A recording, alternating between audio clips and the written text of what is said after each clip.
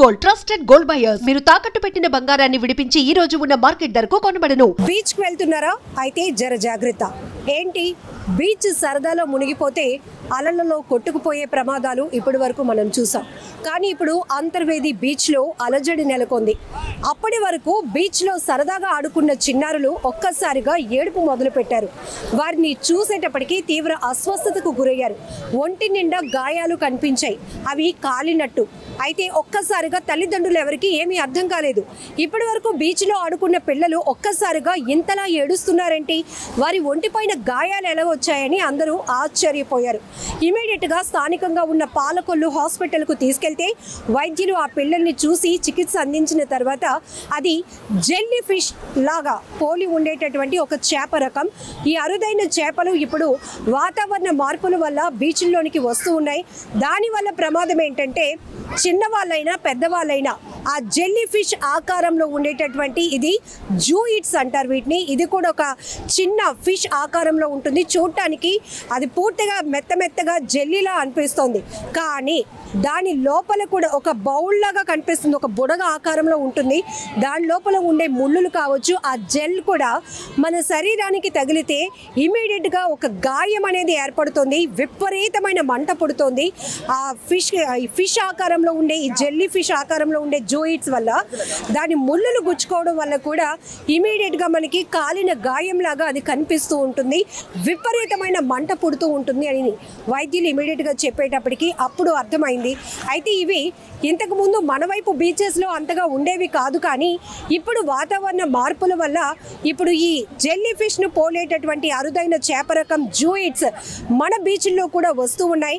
పిల్లలైనా పెద్దలైనా ఎవరైనా కూడా ముందు బీచ్ లోపలికి వెళ్ళేటప్పుడు కాస్త సరదాగా అక్కడ ఉన్నటువంటి వాతావరణాన్ని ఆహ్లాదంగా ఆనందించడంతో పాటు ఇలాంటి చిన్న నాలెడ్జ్ కూడా మీరు తీసుకోవాల్సిన అవసరం ఉంది అని చెప్తున్నారు.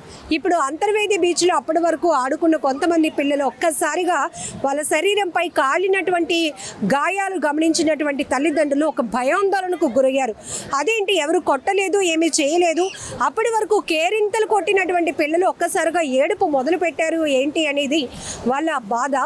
ఇమీడియట్గా ట్రీట్మెంట్ కోసం వైద్యుల దగ్గరికి తీసుకువెళ్తే డాక్టర్ గారు ఎలాంటి ఇన్ఫర్మేషన్ ఇస్తున్నారో కూడా మనం చూద్దాం. సో అయితే డాక్టర్ చెప్తుంది ఏంటంటే వాతావరణంలో మార్పుల వల్ల ఈ జెల్లీ ఫిష్ అరుదైన రకాలు ఏవైతే ఉంటాయో ఇవి ఎక్కువగా సముద్రంలో ఉంటాయి. ఎక్కువగా నాచు ఫామ్ అయ్యేటటువంటి ప్రదేశాలు ఏవైతే ఉంటాయి మనం గమనించాం. అవేమి చూడటానికి పెద్ద ఆకారంలో ఉండవు, చిన్న ఒక నీటి బుడగ సైజులో ఉంటాయి. కానీ దానికి ఉన్న జెల్ అనేది ఒక విషపూరితమైనది. అది అత్యంత ప్రమాదకరం కాదు, కానీ ఇమీడియట్గా పిల్లలైతే మాత్రం దాని బాధను తట్టుకోలేరు. అది ఒంటి మీద ఒక గాయంలా అది ఎక్కడైతే శరీరంపై పాకుతూ ఉంటుందో ఆ ప్రాంతం అంతా ఇమీడియట్గా ఒక గాయంలాగా కనిపిస్తూ ఉంటుంది. కాసేపటికి అది ఒక కాలిన గాయంగా మారిపోతూ ఉంటుంది. ఆ స్కిన్ పైన అది డార్క్నెస్గా ఫామ్ అవ్వడమే కాదు, దాని నుంచి వచ్చేటటువంటి నొప్పి పిల్లలు కాదు కదా పెద్దలు కూడా భరించలేని విధంగా ఉంటుంది. కాబట్టి ఈ నాలెడ్జ్ అనేది ప్రతి ఒక్కరు తెలుసుకోవాల్సిన అవసరం ఉంది అని చెప్తున్నారు.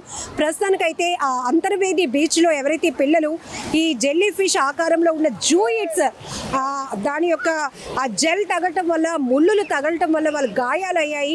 వారికి ఇమీడియట్గా ట్రీట్మెంట్ అయితే అందిస్తున్నారు.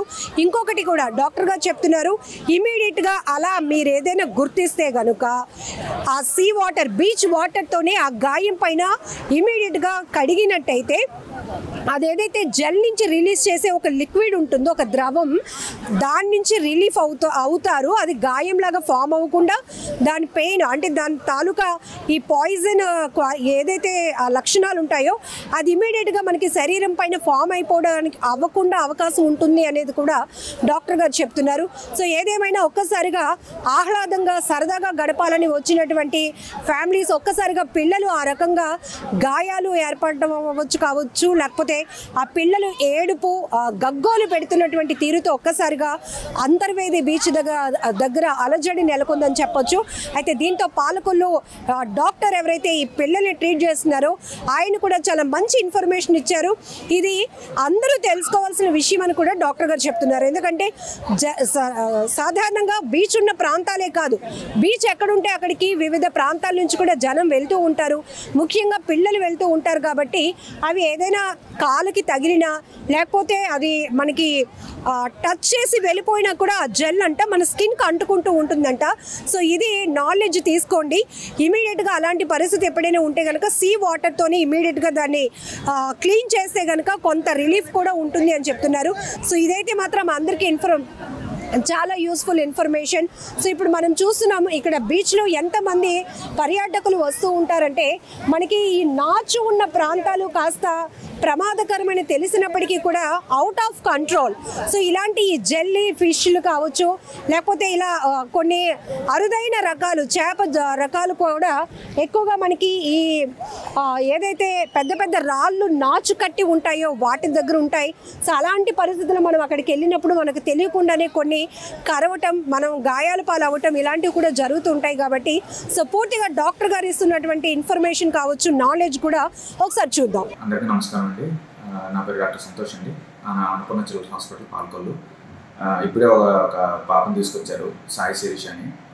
తనకి అంతర్వేది బీచ్లోకి వెళ్తే జెల్లీ ఫిష్ ఉంటాయి కదా మనకి ట్రాన్స్పరెంట్గా ఉండేవి, అవి వాటర్లో ఉన్నప్పుడు దిగినప్పుడు అవి వాటిని తినికి కుట్టడం, లేదంటే జనరల్ జెల్లీ ఫిష్ మనకి అటాచ్ అయిపోతాయి. వాటికి పొడవాటి టెంటికల్స్ లాంటివి ఉంటాయి అన్నమాట. అవి ఎక్కడ వాటికి చిన్న పాయిజన్ లాంటిది ఉంటుంది, వాటికి ప్రొటెక్టివ్ మెకానిజం, వాటికి అవి మనకి ఇరిటేషన్ కాజ్ చేస్తాయి. ఇప్పుడు ఈ పిల్లకి ఏమైందంటే అవి టెంటికల్స్ ఎక్కడెక్కడ పాకాయో అక్కడంతా కూడా రెడ్డిష్ మార్క్స్ లాగా వచ్చేసాయి అన్నమాట. కాకపోతే మనకి జనరల్గా మన వైపు అరుదు. ఈ మధ్య కాలంలో అంటే బికాస్ ఆఫ్ క్లైమేట్ చేంజ్ వల్ల గట్ట ఇప్పుడు మన పరిసరాల్లో కూడా ఈ జెల్లీ ఫిషెస్ ఎక్కువ అవడం అనేది జరుగుతుంది. సో జనరల్గా భయపడే అవసరం అయితే లేదు. జనరల్గా ఈ జెల్లీ ఫిషెస్ నొప్పి అయితే తీవ్రంగా ఉంటుంది పిల్లలు కాబట్టి కొద్దిగా జనరల్గా బేర్ చేయడం అనేది కొద్దిగా తక్కువ. బట్ జనరల్గా ఎప్పుడైనా జెల్లీ ఫిష్ కుట్టడం అనేది జరిగితే ఫస్ట్ ఇనిషియల్గా అక్కడ సీ వాటర్తోనే బాగా క్లీన్ చేసుకోవాలి. ఇంకా కుదిరితే ఎక్కడైనా వెనిగర్ దొరికితే డైల్యూట్ వెనిగర్ దీని మీద వేస్తే ఆ టెంటికల్స్ వెంటనే ఇదవుతాయి, ఆ పాయిజన్ కూడా నలిఫై. ఇప్పుడు ప్రిలిమినరీ ట్రీట్మెంట్ అయితే అందరికి ఇస్తాం. జనరల్గా దీనికి వచ్చే సిమ్టమ్స్ ఏంటంటే ఫస్ట్ పెయిన్ వస్తుంది, తర్వాత ఏమొచ్చి ర్యాష్ వస్తుంది, ఆ తర్వాత స్కిన్ డిస్కలరేషన్ అనేది జరుగుతుంది. పెయిన్ జనరల్గా మనకి అరౌండ్ 12 to 24 hours ఉంటుంది. తర్వాత ర్యాష్ కూడా కొంతమందికి ఆల్మోస్ట్ 3 to 4 days ఉంటుంది. కొంతమందికి స్కిన్ చిన్నగా డిస్కలరేషన్ అంటే కొద్ది బ్లాకిష్ పిగ్మెంటేషన్ వచ్చినట్టు ఉంటుంది ఒక 1 to 2 months దాకా. ఈ ముఖ్యమైన అంశం ఏంటంటే కొన్ని జెల్లీ ఫిషెస్ చాలా పాయిజనస్గా ఉంటాయి. సో మనకి ఒక 24 hours లోపు మనకి సింప్టమ్స్ సబ్సైడ్ అవ్వకుండా ఇబ్బంది అంటే ఛాతీలో నొప్పి రావడం, ఆయాసం పడడం, తర్వాత ఏమొచ్చి వాపు ఎక్కువ అవడం కుట్టిన దగ్గర అనుకున్నప్పుడు మటుకు వెంటనే మెడికల్ అంటే డాక్టర్ కన్సల్టేషన్ చేయడం, లేదనుకుంటే హాస్పిటల్లో అందుబాటులో ఉండడం అనేది ముఖ్యం. సో మన చుట్టుపక్కల మన పరిసర ప్రాంతం ముఖ్యంగా మన నర్సాపూర్, మన పేరుపాలెం బీచ్, తర్వాత మన ఈ పరిసరాలన్నీ అంటే మనకి ఇటువైపు అంతా ఒకటే కాబట్టి ఈ జెల్లీ ఫిష్లు అంతర్వైపు నుంచి కూడా ఇటువైపు రావడానికి ఆస్కారం ఉంటుంది. కాబట్టి జనరల్గా సందర్శకులందరూ కూడా కొద్దిగా జాగ్రత్త తీసుకోవడం అనేది మంచిది. ముఖ్యంగా ఇలా వచ్చినప్పుడు వెంటనే సముద్ర నీరుతోనే కడుక్కొని ఆ టెంటికల్స్ రిమూవ్ చేయాలి. లేదు అనుకుంటే దగ్గరలో ఎక్కడైనా ఏదైనా షాప్లో వెనిగర్ దొరికితే వెనిగర్ వెంటనే వేసేసిన ఆ టెంటికల్స్ స్మూత్గా ఊడిపోతాయి అన్నమాట. ఆ వెనం కూడా మన బాడీలోకి వెళ్ళకుండా ఉంటుంది. ఇది మెయిన్. ఇది జనరల్గా మనకి అరుదు కాబట్టి జనరల్గా ఈ చిట్కా ఎవరికి తెలియదు. సో వెనిగర్ ఉంటే మటుకు వెంటనే వెనిగర్తో వాష్ చేయండి. ఇప్పుడు పాప అయితే బాగానే స్టేబుల్గా ఉంది. మనం ఈరోజు అబ్జర్వేషన్ చూసి నెక్స్ట్ తర్వాత డిశ్చార్జ్ చేయొచ్చు.